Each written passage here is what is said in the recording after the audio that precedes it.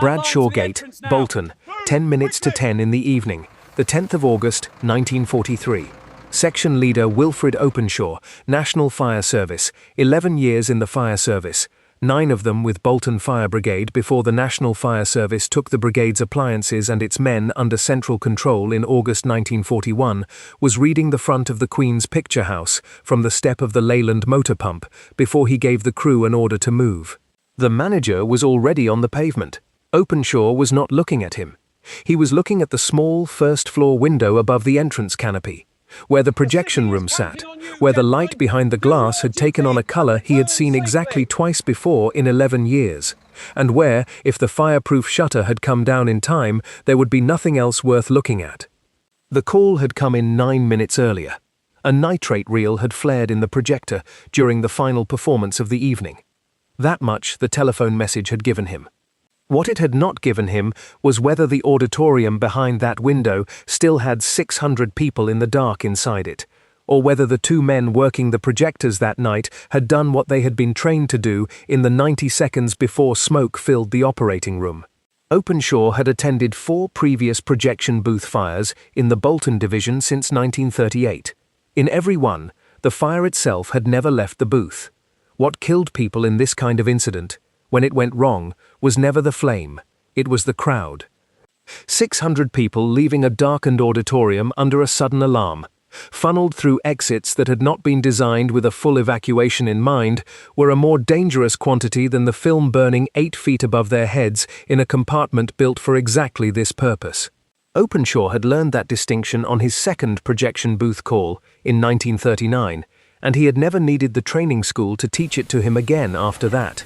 What told him whether he had a contained fire or a developing one was not the smoke. Smoke from a booth fire looked much the same from the street, whether the shutter had held or not. It was the crowd. If the doors of the Queen's were opening in an orderly stream and the manager had his staff at the exits rather than at the booth door, the shutter had held.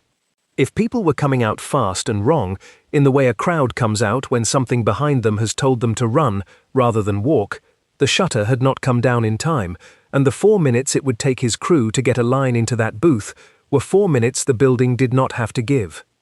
The manager reached the pump before Openshaw's boots reached the ground. He was not shouting. His hands were doing more of the talking than his voice, and what his hands were describing, a small motion, a downward chop, twice, told Openshaw something before a single word of the actual report reached him. What did the manager's hands tell Section Leader Openshaw about the Queen's Picture House in the seconds before he heard a word of the report? And what had 4 projection booth calls since 1938 taught him about reading a crowd on a pavement that the National Fire Service training manual had never been written to cover? What the manager's hands told Openshaw: 2 chopping motions meant the shutters, both of them, the one over the projection port and the one over the observation window, had come down. What his hands did not tell Openshaw was whether they had come down in time, before enough heat had built in the booth to compromise the wax seal mechanism itself, or whether one of the 2 projectionists on duty that night had put a hand to the release lever before the wax had melted on its own. That distinction mattered, because a shutter released manually, under smoke, by a man who stayed at his post to do it, told Openshaw something about how much of the booth's contents, 3 reels of nitrate stock, the maximum permitted under Cinematograph Act licensing conditions for any one projection room, might already have caught before it closed.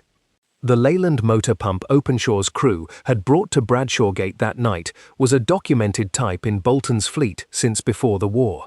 The Brigade's first motor appliance, also a Leyland, had entered service in 1913, and by 1929 the Brigade was operating 3 motor pumps alongside a turntable ladder. Under National Fire Service control from August 1941, the appliance now carried NFS markings rather than Bolton Fire Brigade livery, but the machine itself and the 2 years its NFS crew had spent learning it under the new command structure had not changed. What it gave Openshaw at a cinema call was a delivery capable of getting water onto a booth fire fast, from a hydrant relay if the street mains pressure required it, and a crew trained to lay that line while the officer was still reading the building. What the Leyland could not give him was any information about what was happening inside a sealed booth. A shutter that had come down, by design, cut off the officer's view of the fire it was containing. That was the entire operational logic of the Cinematograph Act's fire-resistant projection room requirement. The booth was built to be sealed against the auditorium, and once sealed, nitrate film burning inside it could not be fought by conventional means in any case. Water would not extinguish it. Nitrate, once alight, produced its own oxygen and burned regardless of what was poured on it, underwater if it came to that. And the burning film gave off a gas that killed at a distance the flame itself never reached. What the Leyland's pump and Openshaw's crew were there to do, once the shutter had confirmed the fire isolated, was very often not to extinguish anything at all.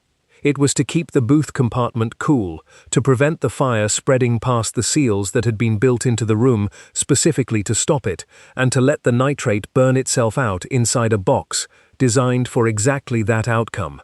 The watch system that had trained Openshaw's crew for that role ran on a rotation the National Fire Service had standardized across the Bolton Division since 1941. Men on duty in shifts, available for immediate turnout, briefed on the risk premises within their ground, which for the crew stationed nearest Bradshaw Gate meant every cinema licensed within the division and the specific fire precautions each one had on record with the local authority. What the watch system had not standardized, and could not standardize, was what 4 previous attendances at exactly this kind of building had put into Openshaw's own judgment about a manager's hands on a pavement. Before we continue, if this kind of documentation is what you have been looking for, consider subscribing. Every video on this channel goes into one specific element of the British Fire Brigade between 1900 and 1980. The appliance, the building, the knowledge the officer had built from previous attendances, and the community that depended on that knowledge before smoke detectors and sprinklers changed what fire could do before the crew arrived. Not spectacle. The documented operational intelligence of a fire service that protected a public entertainment industry built on a film stock everyone in the trade knew was dangerous, and that most of the public never thought about at all. What did 4 projection booth fires since 1938 give Section Leader Openshaw that the Leyland's pump rating and the National Fire Service training manual had not provided? And what happened to that knowledge when nitrate film disappeared from British cinemas in the early 1950s? And if you served in the fire brigade in this era, or your family did, put it in the comments. If you or your family worked as a cinema projectionist, an usherette, a cinema manager, or in the fire service during the nitrate era, what were you told to do if the film caught fire, and did anyone ever have to do it? The next video in this strand follows what happened when a British cinema emergency was never a fire at all.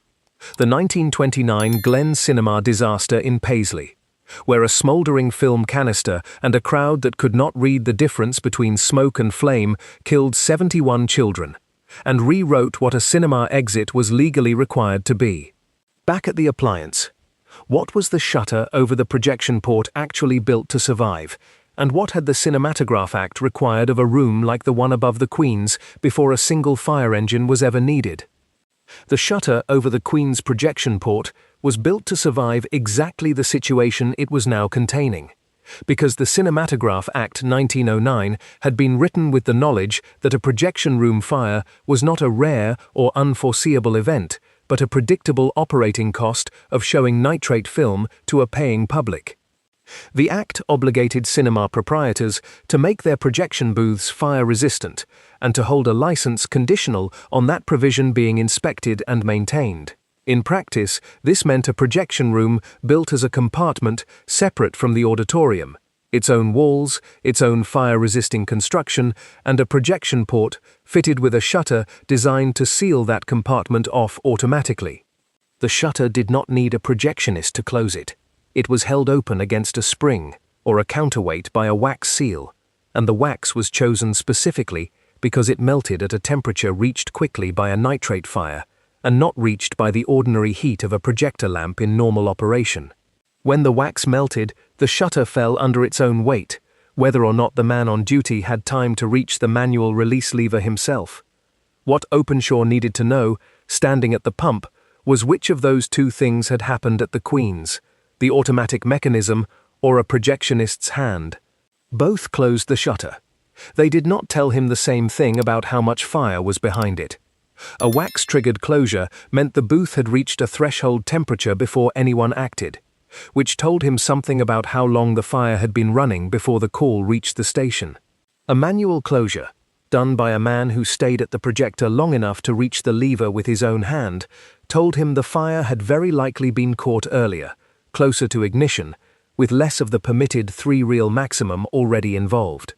This was the specific knowledge that 4 previous attendances since 1938 had given Openshaw, and that no training manual had needed to write down, because the manual's job was to teach the general principle: nitrate burns without oxygen from the air, cannot be extinguished by water, and produces a toxic combustion gas, while the specific reading of a particular manager's hands, a particular shade of glow behind a particular shutter on a particular pavement, was a form of knowledge that only repetition against real buildings could produce. The training school at the start of the National Fire Service had given every recruit the chemistry. It could not give any of them the 4 Bolton cinemas that had, between 1938 and 1943, put that chemistry in front of Openshaw as an actual operational decision he had to make in real time, with real consequences for how he deployed his crew in the next 90 seconds. The chemistry itself was not complicated, but it was unforgiving. Nitrate film stock. Cellulose nitrate, the same chemical family as gun cotton, adapted into a flexible photographic base from the 1890s onward, carried its own oxidizing component within the material itself. Once alight, it did not need atmospheric oxygen to keep burning, which meant the standard firefighting principle of smothering a fire by denying it air simply did not apply. It could burn with a fire blanket over it. Period accounts documented from the era describe it burning even underwater, the reaction sustaining itself from oxygen released by the decomposing nitrate compound rather than drawn from its surroundings. And the smoke it produced in burning carried toxic gas capable of incapacitating or killing at a distance well beyond where any flame could reach. A hazard that meant a crew's first concern on confirming a nitrate fire was never how to put water on it, but how far back the toxic plume required everyone, inside and outside the building, to be kept. What did the specific chemistry of a burning nitrate reel mean for what section leader Openshaw's crew could and could not do once they had confirmed the Queen's booth was sealed, and what had 4 previous Bolton cinema attendances taught him about the difference between a fire he needed to fight and a fire he needed only to contain? Openshaw's second projection booth attendance, in 1939, at a smaller picture house on the far side of the division, a composite incident drawn from the documented pattern of such calls in this period rather than a single named event on record, was the one that had taught him to stop watching the booth window and start watching the pavement. His crew had arrived to a shutter already closed and a thin trace of smoke that told him almost nothing useful, and he had spent the first 2 minutes of that attendance doing exactly what the training school had prepared him to do, reading the building for signs of the fire itself. It was the crowd that had told him what he actually needed to know. The auditorium had been evacuating in good order by the time he understood that the evacuation, not the booth, was the thing that could still go wrong. Nobody in that crowd had been hurt. But Openshaw had walked away from the incident with a working method he had never been issued in writing. Read the crowd first, the booth second, because the crowd would tell him in seconds what the booth's own construction had been built to keep him from seeing at all. That was the specific content of what 4 attendances since 1938 had given him, not a general awareness that cinema fires were dangerous, which every NFS recruit carried from the training school, but a working sequence of what to look at, and in what order, built entirely from having stood outside real buildings while real crowds came through real doors. The Bolton Division, in common with every industrial town of comparable size, licensed a number of cinemas that had grown steadily through the 1930s, as the picture house became the dominant form of evening entertainment for working people. Each of those buildings represented a specific fire precaution record on file with the local authority under Cinematograph Act licensing conditions. Booth construction, shutter maintenance, exit provision, all inspected and renewed on a schedule, and each of them represented, for the crew stationed nearest it, a body of accumulated knowledge about how that specific building's staff behaved under an alarm, how its exits emptied, and how its projection room compared with the standard the act required. What made this knowledge valuable and what made it perishable was the same fact. It lived in the men who had attended the calls, not in any document the National Fire Service held on file. The wax seal mechanism, the 3-reel storage limit, the fire-resisting construction of the booth, all of that was written down, inspected, and enforced by the licensing system independently of any individual officer's memory. What was not written down anywhere was the specific shape of a particular manager's hands describing a shutter closure, or the specific pace of a particular crowd through a particular set of doors, or the fact that this cinema's night staff, drilled twice a year by the manager on his own initiative, tended to have people at the exits within 90 seconds of an alarm, while a cinema 2 streets over, with a less attentive management, sometimes took twice as long. That difference was not the Act's business to record. It was Openshaw's business to know, and he knew it because he had stood outside both buildings more than once, watching the same kind of night unfold in 2 different ways. What did the composite 1939 attendants teach Section Leader Openshaw about the order in which an officer should read a cinema emergency?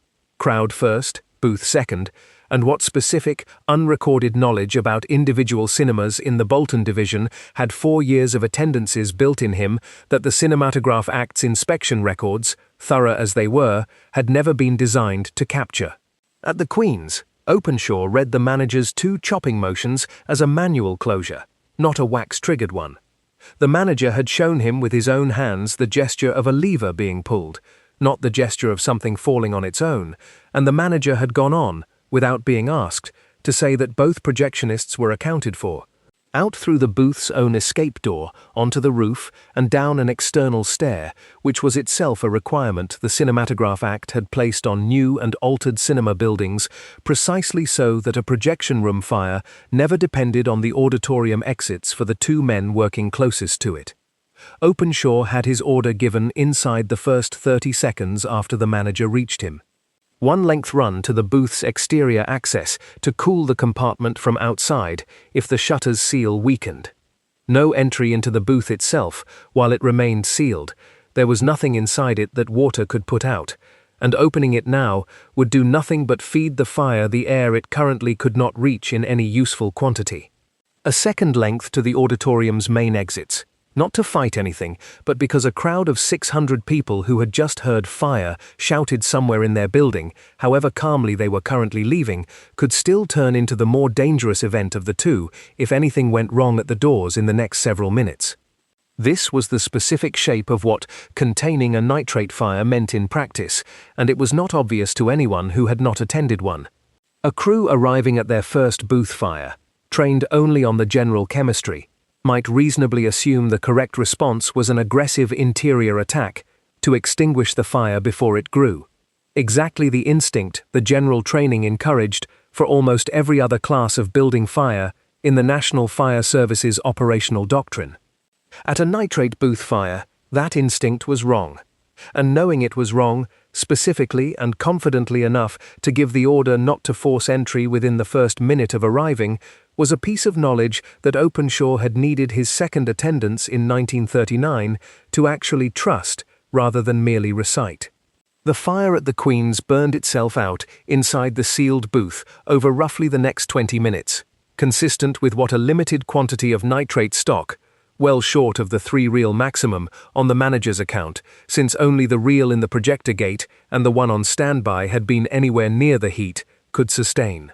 Openshaw's crew kept the exterior of the booth compartment cool with periodic short bursts of water against the outer wall, monitored the shutter seal for any sign of failure, and stood the auditorium evacuation down to an orderly close once the manager's own staff confirmed the last row clear. No entry was made into the booth until the National Fire Service crew was satisfied the fire had consumed what it had to consume, and the compartment had cooled enough that opening it would not draw in the fresh air a still smouldering residue might use. What did the specific decision not to force entry into a sealed nitrate fire tell Section Leader Openshaw's crew about what fighting a fire actually meant in this class of building? And what would have happened at the Queen's if a less experienced crew, trained only in the general principle, had made the opposite decision in that first minute? The 600 people who had been sitting in the dark at the Queen's that evening were, on a Tuesday night in August 1943, mostly factory shift workers and their families. Wartime cinema audiences, swollen by a public that had few other places to spend an evening. The blackout limited what else there was to do after dark, and the cinema, unlike a great many public amusements, had stayed open through the war on the calculation that morale depended on it. Cinema attendance in Britain through these years was near its historic peak. A picture house in a town the size of Bolton was, on any given night, one of the largest single indoor gatherings of civilians the town produced, outside a factory shift itself. That was precisely the fact the Cinematograph Act's licensing regime had been built around since 1909. Not the film stock alone, but the film stock inside a building holding more people, packed more densely, in more darkness, than almost anywhere else civilians willingly gathered. None of the 600 people in the Queen's that night had chosen to think about nitrate film stock when they bought their tickets. Most of them likely did not know what nitrate film was, or that the projectionist working 90 seconds from Panic above their heads was handling a material the Navy's own training film had, by 1943, taken to calling dangerous in its title. What they understood, without needing the chemistry, was the far simpler fact that a licensed cinema was a building where somebody else had already done the thinking about what happened if the film caught fire. The shutters, the licensing inspection, the fire brigade a telephone call away. And that understanding, largely invisible and taken entirely for granted, was itself the product of 34 years of regulation, written specifically because audiences in the first 2 decades of cinema had not always had it. The manager's own staff, the 2 projectionists in the booth, the usherettes stationed at the exits, the doorman on the street, carried a different and more immediate stake in the same building. They were the ones the Cinematograph Act's requirements actually depended on in the first 90 seconds of any incident, before any fire brigade could arrive. The projectionist who reached the manual release rather than waiting for the wax to melt, the usherette who knew which exit to hold open and which to keep closed to avoid funneling the crowd into a single bottleneck, the manager who had drilled his staff twice a year on his own initiative rather than the legal minimum. None of that individual competence was mandated by statute in the way the booth's construction was. It was a form of institutional knowledge, as specific and as unrecorded as Openshaw's own, built inside a single building by a single management over years. And it was the reason the Queen's evacuation had gone the way Openshaw's 4 years of Bolton attendances had taught him to hope for, rather than the way his training had taught him to fear. What did the wartime scale of British cinema attendance mean for what a projection booth fire actually represented as a public risk in August 1943, and what unmandated, unrecorded competence in the Queen's own staff had made the difference between an incident the Kinematograph Weekly reported as an averted panic and one that could have become something else entirely? For the manager of the Queen's, the incident on the 10th of August was not simply a public safety event resolved by the arrival of the National Fire Service. It was also, immediately and inescapably, an economic one. A town centre cinema in 1943 represented one of the most significant capital investments a licensed entertainment operator could hold in a provincial town of Bolton's size. The building itself, the projection equipment, the license that permitted it to operate at all, and a nightly income that depended entirely on the public's confidence that walking into the auditorium was safe. A serious fire, or worse, a crowd disaster caused by the response to a fire rather than the fire itself, did not merely close a building for repairs. It could end a business, and in a town where the cinema was one of the largest employers of women in a specific category of local work, usherettes, ticket staff, cleaners, the loss of that business had consequences beyond the manager's own balance sheet. This was the specific pressure that made the Cinematograph Act's licensing system function as more than a paper requirement. A manager whose booth failed an inspection or whose exit provision fell short of the standard risked losing the license that made his entire business legal to operate, and the fire brigade's attendance at any incident, recorded, reported to the local authority, cross-referenced against the premises licensing file, was itself part of the mechanism that kept that pressure real. Openshaw's crew did not merely extinguish or contain fires. Every attendance at a licensed cinema became a data point in whether that cinema's provisions were adequate, whether its staff drilling matched what the license assumed, and whether the next licensing renewal would pass without conditions attached. For the two projectionists who had closed the shutters that night, the incident carried a more immediate and personal weight. Kinematograph Weekly's own account of a comparable incident elsewhere in the country that same month described the men who did this work in exactly those terms. Quick, courageous, and, crucially, ordinary. Not firefighters, not specialists, but cinema staff who had been trained for exactly this 90-second window and who had, on the night it mattered, done what the training required of them without panic. The trade press covered these incidents specifically because the industry understood what depended on ordinary staff getting it right before any fire brigade could possibly arrive, and because a projection booth fire that went wrong anywhere in the country was read by every other cinema manager and every other projectionist as a lesson about their own building. What did a projection booth fire mean economically for a cinema manager in 1943, beyond the immediate safety of the 600 people in his auditorium? And why did the trade press cover incidents like the Queen's specifically as stories about ordinary staff, rather than as stories about the fire brigade that arrived after the shutters had already done their work? The Queen's Picture House incident, contained without loss of life, inside a sealed booth, built specifically to make that outcome possible, was in its own quiet way a demonstration of a regulatory system working exactly as the Cinematograph Act 1909 had intended. It was not a fire that changed the law. The event that had already changed cinema law by 1943, and that Openshaw's own generation of firefighters understood as the reason cinema licensing carried the weight it did, had happened nearly 14 years earlier, and had involved no fire at all. On the afternoon of the 31st of December 1929, at the Glen Cinema in Paisley, a canister of film in a spool room began to smoulder and issue smoke into a matinee auditorium packed with somewhere between 600 and 1,000 children. There was no blaze. The smoke itself, and the panic it triggered in a crowd of children who could not tell a smouldering canister from a fire behind them, caused a crush at exits that were inadequate, in some accounts obstructed, for the number of people the building held. 71 children died. It remains one of the worst civilian disasters in Scottish history, and the inquiry that followed drove amendments to cinema fire and safety regulation across Britain. Not primarily about the booth or the film stock this time, but about exits, their number, their width, their signage, and whether a door that could open only inward, against a fleeing crowd, had any place in a public building at all. What Paisley taught the industry, and what every subsequent Cinematograph Act inspection carried forward as a lesson, was that the danger a cinema audience faced was never only the chemistry of nitrate film.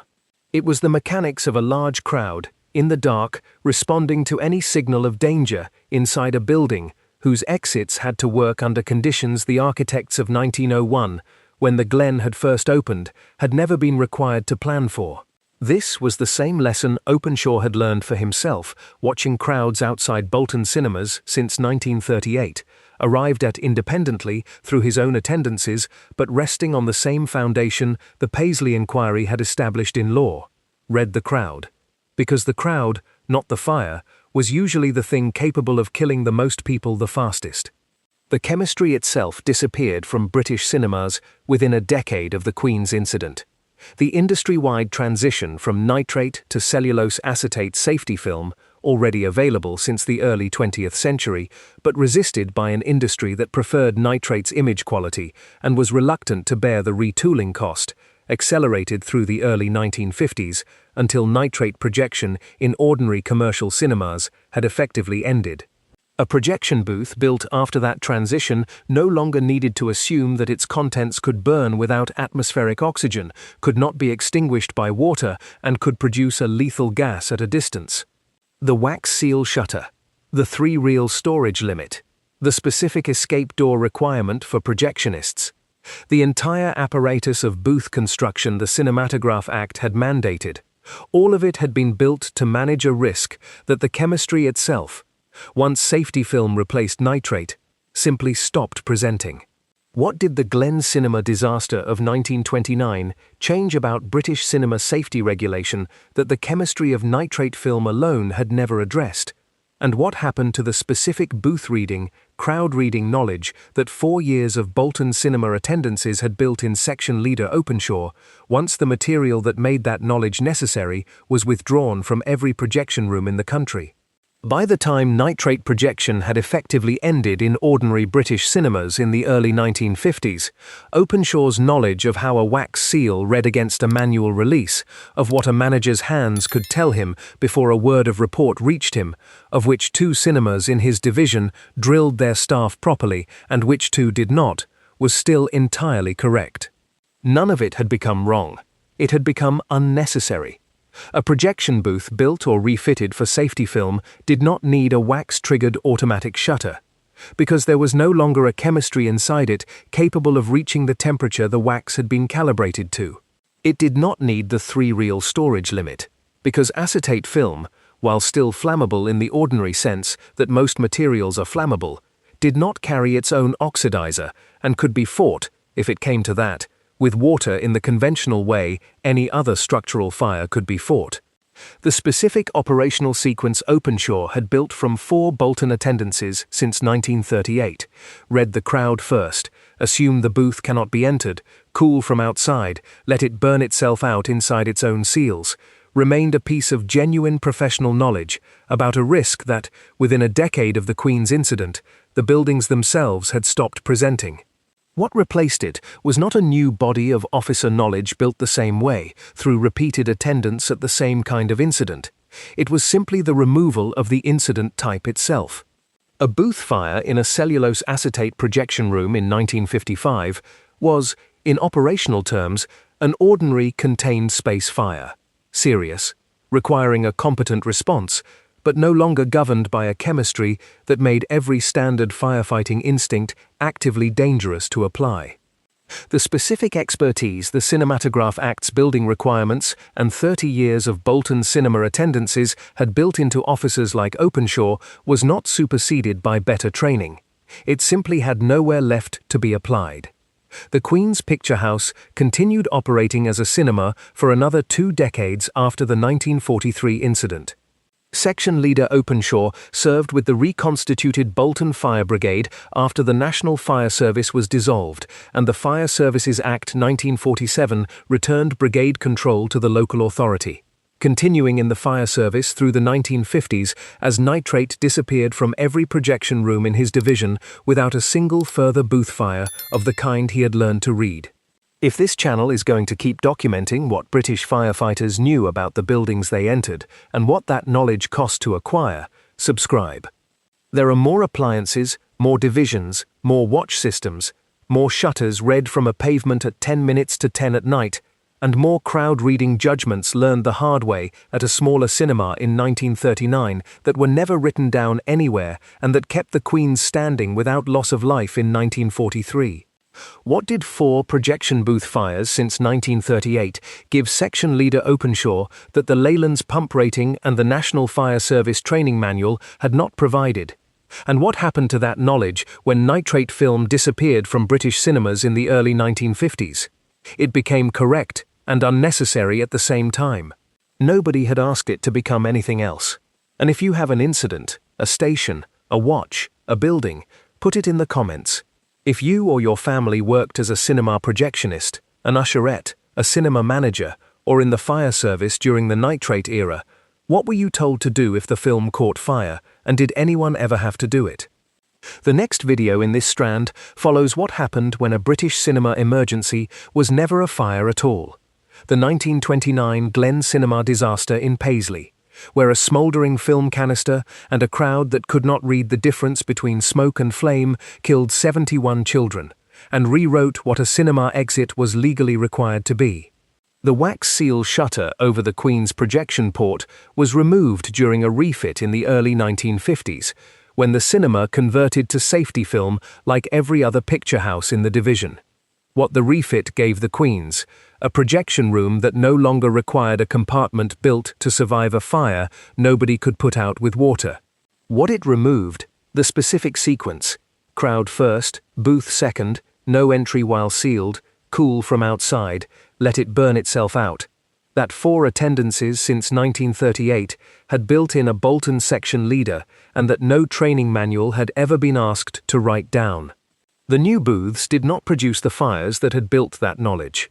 They did not need to. That was the point. The knowledge went with the men who had learned it. The shutters went when the fitters arrived. Nobody had asked either of them to leave anything behind.